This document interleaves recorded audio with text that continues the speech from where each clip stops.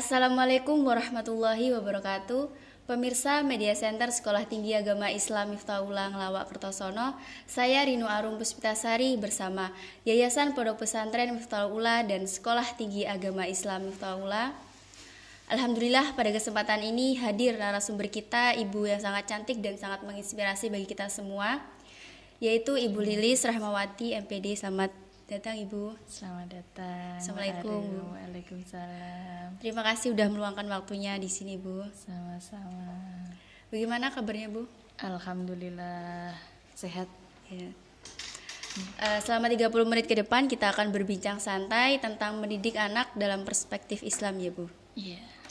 Sebelum kita mengawali perbincangan kita, bahwasannya beliau ini adalah dosen dari Prodi PIAUD Pendidikan Anak Usia Dini di Sekolah Tinggi Agama Islam Miftahullah. Ibu udah mengajar di Prodi PIAUD ini udah berapa tahun? Sudah sejak dari 2015 ya, ada di sini sampai sekarang ya. Di Prodi PIAUD Pendidikan Islam Anak Usia Dini ya. Ya sekitar berapa tahun ya berarti? Sekitar lebih 10 mungkin. Lebih ya, kurang lebihnya seperti itu. Hal apa yang menginspirasi Ibu sehingga Ibu terjun ke pendidikan anak usia dini ini? Iya. Anak-anak itu kan polos Mbak ya. Jadi sebenarnya kalau kita bersentuhan dengan anak-anak itu akan selalu jiwanya itu tetap muda gitu. Makanya kenapa mahasiswa yang di PIAUD atau mungkin guru-guru RA itu kan pasti mereka akan tersenyum karena ketika mau misalnya kita ada lagi nggak enak hati gitu ya, tapi terus melihat anak-anak yang lucu, yang ceria itu akan terbawa gitu. Iya, jadi kalau pengen muda terus jadi guru PIAUD aja Mbak. Gitu. Berarti ya selalu ceria dan selalu sabar juga ya Bu? Iya betul, karena ya dengan anak-anak yang dengan kepolosannya, dengan kadang kan melihat anak-anak saja kita itu kan sudah gemes gitu ya. Beda kalau suasananya itu akan beda dengan ketika kita di anak-anak. Nah keuntungannya juga kalau yang di PIAUD ya, di Prodi PIAUD itu meskipun nanti misalnya ketika selesai terus tidak untuk bekerja misalnya, ilmunya itu tetap bisa digunakan untuk anaknya sendiri. Nah itu yang plus-plusnya di situ. Plus-plusnya di situ. Jadi akan lebih useful untuk kita sendiri ilmunya gitu. Berarti lebih memahami karakteristik anak kecil, kemudian dalam hal psikologinya juga ya Bu? Iya betul, dan semuanya nanti akan ada di Prodi PIAUD Sekolah Tinggi Agama Islam Miftahullah gitu.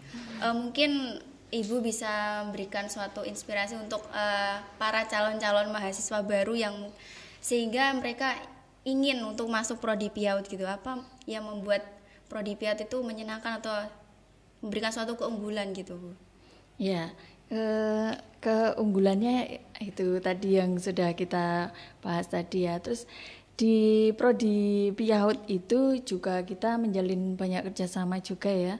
Jadi meskipun kita misalnya tempatnya di sini ya, terbilangnya lah tidak terlalu kota begitu ya. Tapi banyak sekali kerjasama yang sudah kita jalin sehingga tidak akan ketinggalan secara iptek ataupun secara knowledge-nya ya, karena kita juga tergabung pada asosiasi, jadi semua yang update-nya itu akan terus kita upayakan gitu. Untuk perihal alumni yang dari Prodi PIAUD tuh kebanyakan mereka lebih bekerja di bidang apanya Bu? Banyak Prodi PIAUD, ada yang menjadi edupreneur, ada yang mengajar di RA, di TK, ada yang menjadi kepala sekolah. Jadi bermacam-macam, insya Allah keberkahannya ada, insya Allah begitu. Karena kita berbasic pondok pesantren ya, paling tidak barokahnya Yai Barokahnya. begitu iya. Jadi yang di luar nanti bisa ke Prodi PIAUD Sekolah Tinggi Agama Islam Hifdzaqullah gitu. Yep.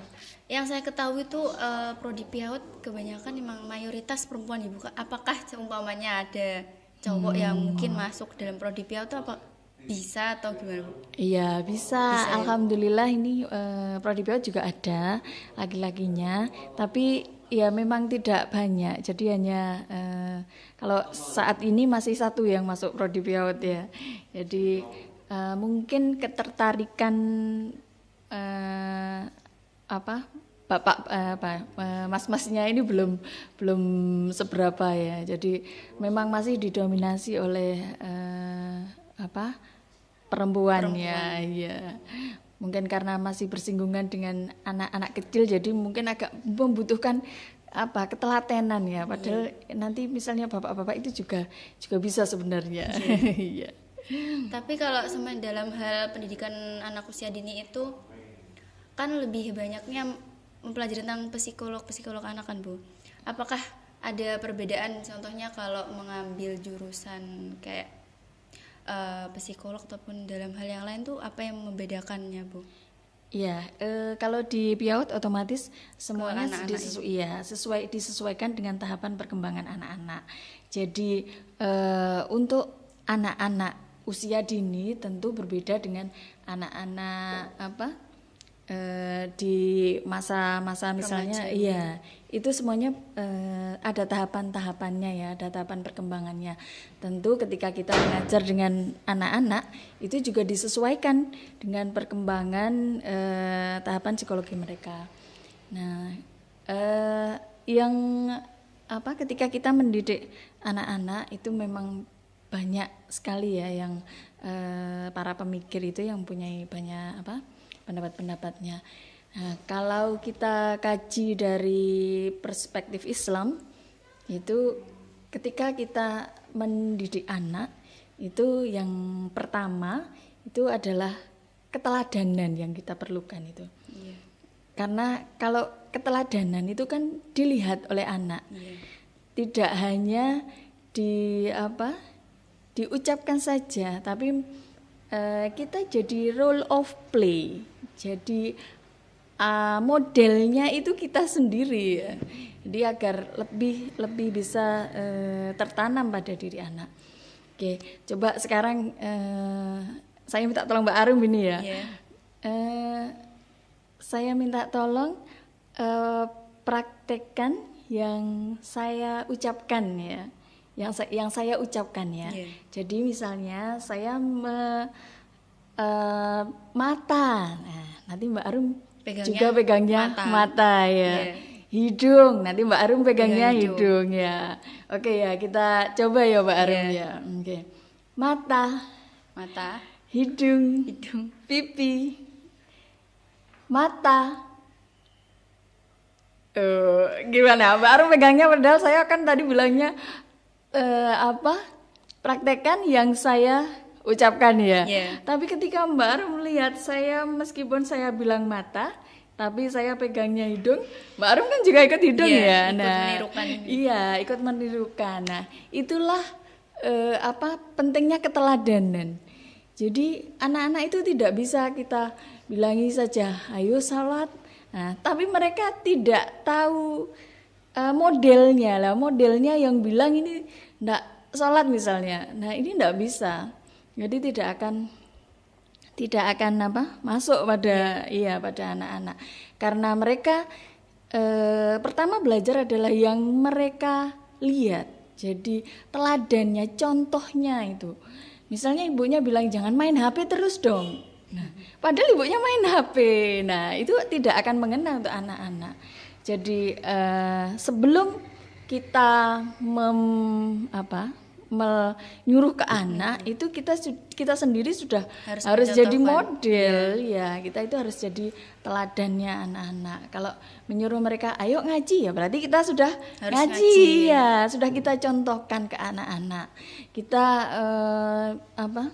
ke anak-anak misalnya yang ngajak apapun itu harus kita sudah jadi modelnya untuk yang kita ajak itu, maka itu akan mengena untuk anak. ya. Itu yang apa? Yang pertama ya, keteladanan. Yang kedua itu bisa kita dengan kebiasaan. Jadi membiasakan apa? Anak-anak. Misalnya kalau hanya sekedar dibilangi, ayo doa bangun tidur. Tapi ketika anak-anak bangun tidak disuruh untuk mempraktekkan, nah itu juga mereka ya otomatis akan lupa karena tidak dengan kebiasaan. Ya, misalnya mau belajar itu dibiasakan untuk berdoa. Nah, mereka akan karena kebiasaan itu akan diulang terus menerus ya. Jadi suatu kebiasaan. Iya, mereka akan jadi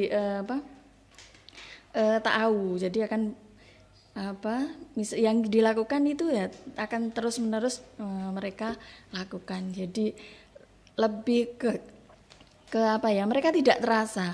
Misalnya kita ngajari anak-anak misalnya baca surat-surat pendek itu ya.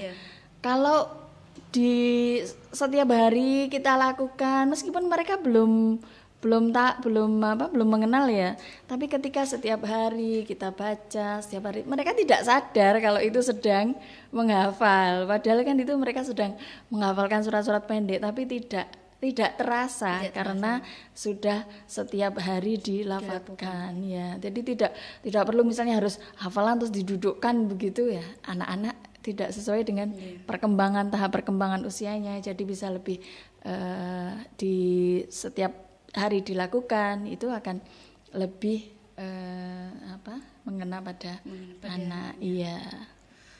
Untuk perihal kan di sekarang kan lebih kita masuki era-era yang digital, apalagi kita menerima informasi lebih cepat ya Bu. Kita kan memasuki di era 4.0.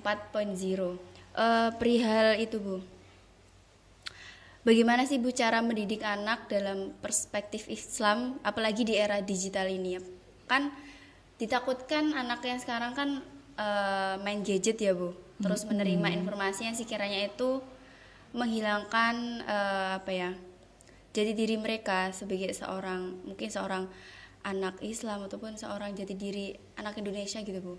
Bagaimana sih Bu cara atau upaya sehingga kita tuh mengatasi ataupun memberikan suatu tips agar para ibu guru ataupun ibu-ibu wali murid itu untuk mengatasi hal-hal yang seperti itu? Ya, itu ketika anak-anak kecanduan gadget ya otomatis yang itu tadi. Jadi kita harus ada awalnya itu kita memberikan pengertian pada anak ya. Kedua nanti anak diberikan komitmen. Jadi misalnya ya, nak boleh main gadget selama 30 menit ya.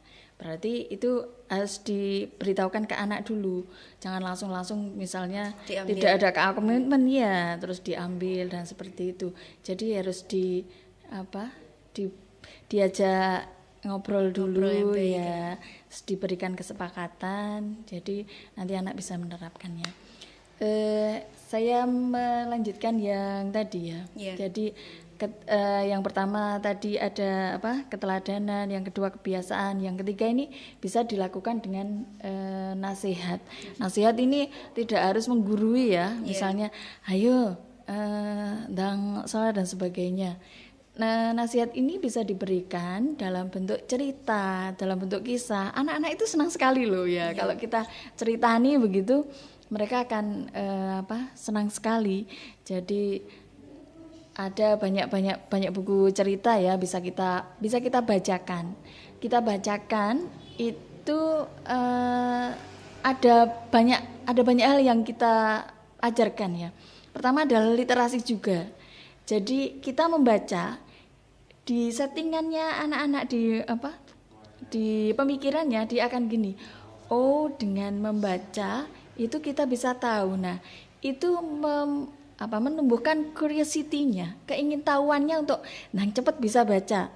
Jadi tidak dipaksa untuk membaca, tapi sekelilingnya, maksudnya dibuat agar anak-anak itu terangsang untuk baca. Jadi kalau kita bacakan beda ya, didongengi dengan dibacakan ya. Kalau didongengi itu kita tidak baca buku ya, kita hanya langsung dongeng. Tapi ketika anak itu dibacakan dongeng, dibacakan cerita, mungkin bisa dikenalkan langsung ke kisah-kisah ya. Di awal itu bisa dikenalkan kisah-kisah. Sebenarnya kisah di dalam Al-Qur'an itu kan banyak sekali ya kisah-kisah yang bisa kita ambil hikmahnya. Dan pasti kalau di dalam Al-Qur'an kan sudah jelas begitu ya. Jadi di awal kita masukkan dulu ke mereka kisah-kisah yang ada di dalam Al-Qur'an.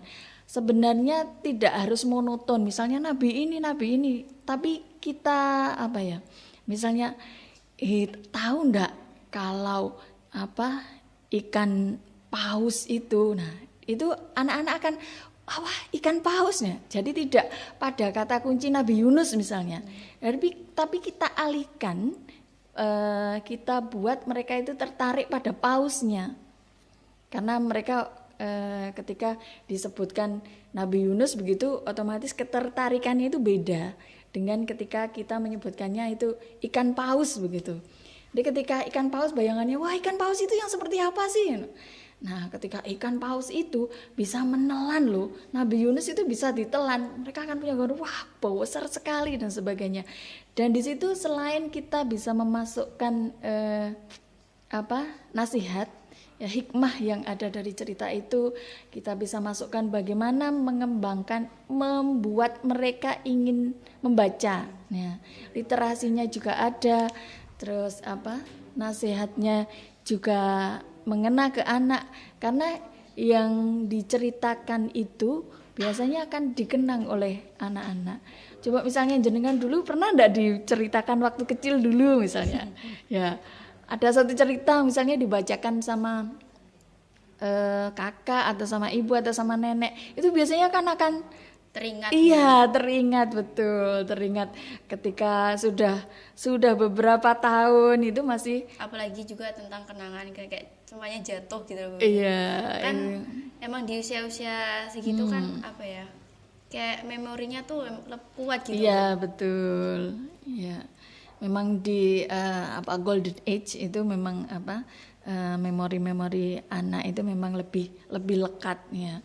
Kalau peribahasa itu kan mengukir di atas batu ya, kan beda dengan mengukir di atas air. Ibaratnya kan kalau masih kecil itu kan mengukir di atas batu, jadi akan benar-benar nempel gitu ya, nempel di ingatannya. Tidak ketika kalau di atas air itu kan gampang sekali hilang. Betul. Ketika kita buat di situ ya sebentar saat itu sudah akan menghilang lagi ya. Dan yang penting juga anak-anak itu harus diberikan perhatian. Jadi kita itu harus memperhatikan juga ke anak-anak. Misalnya anak-anak itu kan punya ingin tahuannya itu kan besar ya. Biasanya kan nanya terus. Nah nanti kalau nanya terus misalnya yang dewasa ibunya, kakaknya atau mungkin neneknya ini nanti bilangi, takut terus lah, itu justru memangkas kreativitasnya ya. Jadi keingintahuannya itu memang besar. Makanya ketika dia tanya itu ya harus kita perhatikan, kita respon, kita usahakan jawabannya yang bisa dimengerti pada usianya. Tetap tetap kita perhatikan, meskipun mungkin ya otomatis pertanyaannya kan sangat sederhana, sangat simpel, dan mungkin kadang menurut kita ini kok ditakoni seperti itu ya, tapi tetap harus kita layani, maksudnya kita perhatikan bahwa di masa-masa itu ketika curiosity-nya memang lebih dari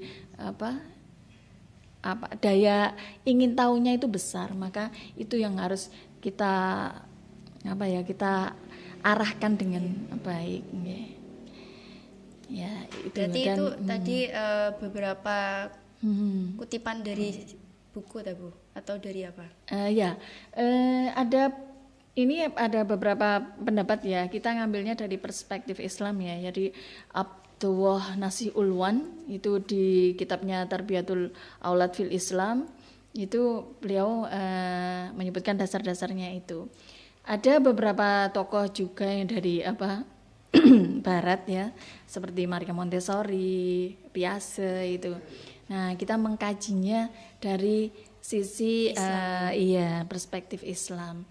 Yang dikemukakan oleh Abdullah Nasir Ulwan ini ada juga satu yang di yang kelima yang terakhir itu ada hukuman. Tapi hukuman ini jangan diartikan terus hukuman fisik tidak, tetapi lebih pada anak itu tahu, misalnya kalau tidak seperti ini nanti akibatnya seperti ini loh nak. Nah, jadi membuat mereka itu tahu tanggung jawab. Agar anak-anak itu membiasakan mereka itu tahu tanggung jawabnya. Jadi lebih dini, karena ketika diajarkan di usia dini itu akan otomatis membekas. Meskipun hal-hal yang simpel saja, misalnya menaruh sandal ya di tempatnya, hal yang sesimpel itu, tapi kalau itu tidak dibiasakan, itu juga ketika dewasanya juga akan otomatis mereka tidak disiplin ya. Antri saja, mengantri itu juga butuh latihan juga ya. Kalau tidak biasa mengantri, tidak bisa menahan emosinya. Nah, kita sering ya lihat misalnya ada antrian di bank atau di itu terus mereka marah-marah. Nah, itu karena tidak pembiasaan tidak ada dini ya, Bu. Iya, tapi kalau sudah di usia dininya sudah diajari sabar mengantri, nah itu mereka akan punya jadi memang ketika diajarkan di saat usia dini itu pasti lebih mengena ke anak-anak. Maaf Bu, waktunya sudah habis, jadi mungkin lain waktu kita bisa berbincang lagi. Terima kasih Ibu Lilis sudah meluangkan waktu di sini. Sama-sama. Terima kasih juga atas materi kita hari ini, semoga bisa membuat pelajaran untuk kita semua dan menginspirasi kita semua. Pemirsa Media Center Sekolah Tinggi Agama Islam Miftaul Ulang Lawak Kertosono, saya Rino Arum Puspitasari mohon undur diri dan terima kasih atas perhatian Anda. Wassalamualaikum warahmatullahi wabarakatuh. Waalaikumsalam warahmatullahi wabarakatuh.